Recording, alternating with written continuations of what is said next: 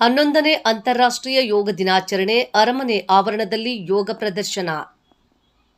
11ನೇ ಅಂತಾರಾಷ್ಟ್ರೀಯ ಯೋಗ ದಿನಾಚರಣೆ ಅಂಗವಾಗಿ ಇಂದು ಮೈಸೂರು ಅರಮನೆಯಲ್ಲಿ ಯೋಗ ಪ್ರದರ್ಶನ ಹಮ್ಮಿಕೊಳ್ಳಲಾಗಿತ್ತು. ವಿಶ್ವ ಯೋಗ ದಿನಾಚರಣೆ ಕಾರ್ಯಕ್ರಮವನ್ನು ಗಣ್ಯರು ಜ್ಯೋತಿ ಬೆಳಗುವ ಮೂಲಕ ಚಾಲನೆ ನೀಡಿದರು. ಈ ಬಾರಿ ಒಂದು ಭೂಮಿ ಒಂದು ಆರೋಗ್ಯಕ್ಕಾಗಿ ಯೋಗ ಎಂಬ ಘೋಷವಾಕ್ಯದಡಿ ಯೋಗ ದಿನಾಚರಣೆ ಆಚರಿಸಲಾಯಿತು. ಯೋಗ ದಿನಾಚರಣೆಯಲ್ಲಿ ಸಾವಿರಾರು ಯೋಗಪಟುಗಳು ಭಾಗಿಯಾಗಿ ವಿವಿಧ ಯೋಗ ಭಂಗಿಗಳನ್ನು ಪ್ರದರ್ಶಿಸಿದ್ರು.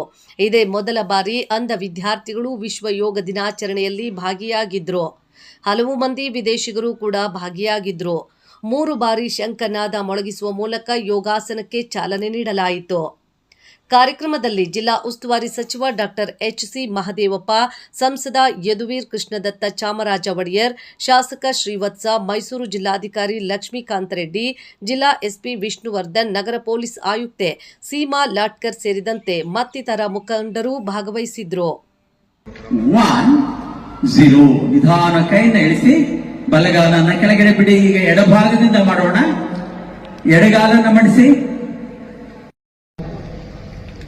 ಮತ್ತೆ ಅದೇ ಸಮಸ್ಥಿತಿಗೆ ಬನ್ನಿ, ಸಾಮಾನ್ಯ ಸ್ಥಿತಿಗೆ ಬನ್ನಿ. ಈಗ ಕುತ್ತಿಗೆ 2 ಪಾರ್ಶ್ವಗಳ ಬಾಗುವಿಕೆ. ಉಸಿರನ್ನ ಬಿಡ್ತಾ ಬಲಭಾಗಕ್ಕೆ ಕತ್ತನ್ನ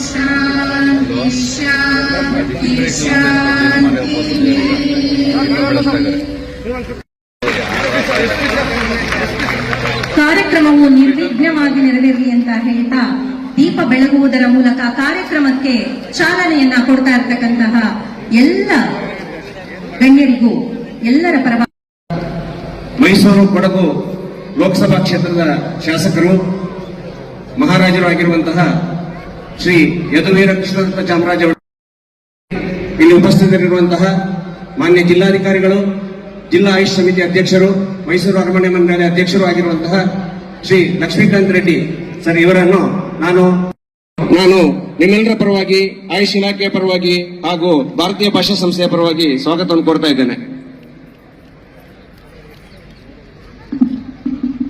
ಈ ಕಾರ್ಯಕ್ರಮದಲ್ಲಿ ಉಪಸ್ಥಿತರಿರುವಂತಹ